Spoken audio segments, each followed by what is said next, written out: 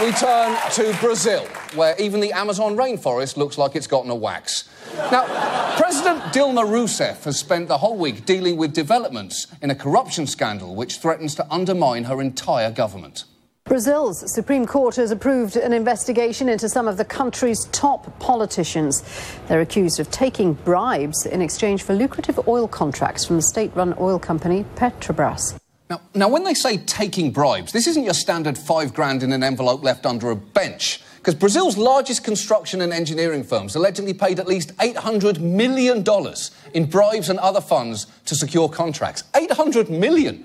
You'd need an amazing construction firm just to build a bench large enough to hide that bribe underneath. More than 30 members of Rousseff's ruling coalition are under investigation, so she took to the airwaves this week to try and calm people down. You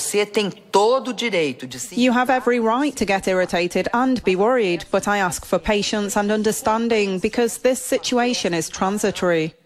Is it?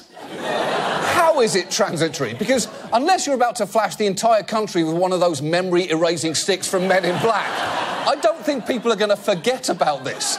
In fact, Brazilians weren't even listening to her speech for a pretty loud reason. Her critics had organized a kind of pot-banging protest, and I was in Sao Paulo, leaned out the window. It sounded like a football game.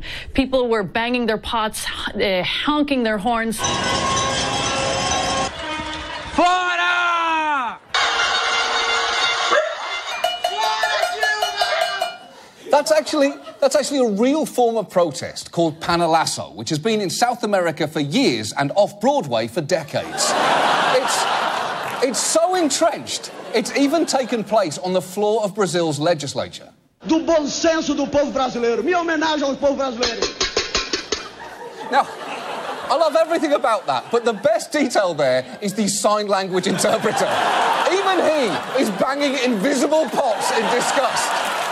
And if you think that Brazilians are overreacting to this story, there is one more thing you should know about Rousseff's involvement in this scandal. President Rousseff chaired the board of Petrobras for 7 years when much of the corruption is believed to have taken place. She's been cleared of any involvement in the scheme. How has she been cleared? She chaired the board of Petrobras while the bribes were... There's only one way to handle this.